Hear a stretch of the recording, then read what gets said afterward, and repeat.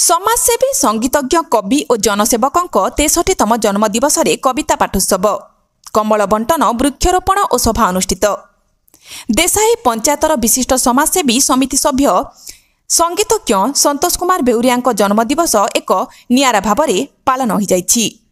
जगन्नाथ मंदिर रे ठाकुर पाखरे 63 प्रदीप प्रज्वलन पर वृक्षरोपण कम्बल बंटन सम्बर्धना कविता पाठोत्सव अनुष्ठित होइथिला।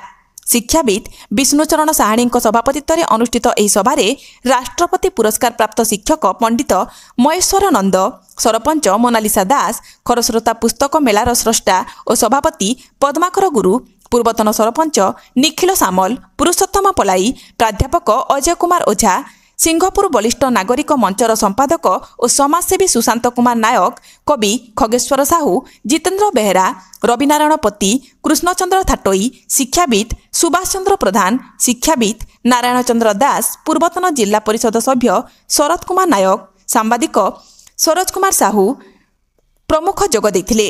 एभली एक नियारा कार्यक्रम अनुष्ठित होइथिबारु जन्मदिवस विशेषकर निराश्रय वृद्ध और वृद्धा कम्बल बंटन कले।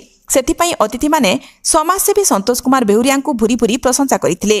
अतिथि हाथरू नृत्यशिल्पी श्रुतिरेखा पति सम्मानित होइथिले।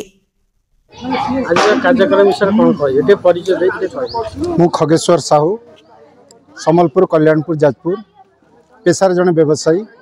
निशा हूँ मोर नाटक लिखा, कविता लिखा। संतोष भाई सहित आमर अल्प दिन वर्षे 2 वर्ष भितर घनिष्ठता भितर आमे तांको भितर जानिलु चारि हातर मनीषटीए सीना विशाल हृदयर अधिकारी जड़े सी तांकर मिसवा भितर आमे जानिलु तांको भितर कवित्व रही, संस्कृति प्रेमी, प्रत्येक कार्यक्रम माने मुख्य भूमिका से निभाती। जेकोसी कार्यक्रम से हाथ को नियंती निष्ठार सहित से कार्यक्रम टी संपादन न कला जाए बोधे राति निद हुए ना। यही जड़े व्यक्तित्व। संतोष कुमार बेहुरिया, समिति सभ्य देसाई ग्राम पंचायत। आज आप 63तम जन्मदिन।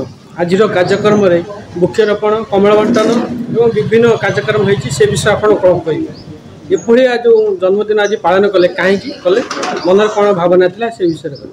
नहीं, मनरे भावना किसी ना। गोटे मनीष जन्म आमे मनीष जन्म हूँ दुर्लभ जन्म।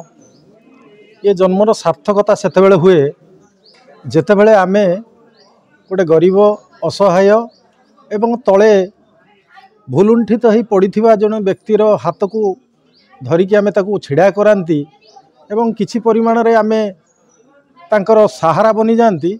सेतेबेले कहीं टिके खुशी और आनंद हुए। तांकर आनंद देखिले कहीं टिके बहुत आनंद, मनटा बहुत आनंदित हुए। यही भली एक कथा मन भितर को आसला भितर आमे चिंता कलु जे आम स्वल्प संबल भितर मनोबल यथेष्ट अच्छी, तेणु किछि लोकों को आमे कंबल दान करिबा। वृक्षरोपण भली गोटे माटी महान और सतीर्थ खूब निकट अतीत विष्णु सार विष्णुचंद्र साहाणी जो 50तम वार्षिक विवाह वार्षिक पालन करागला।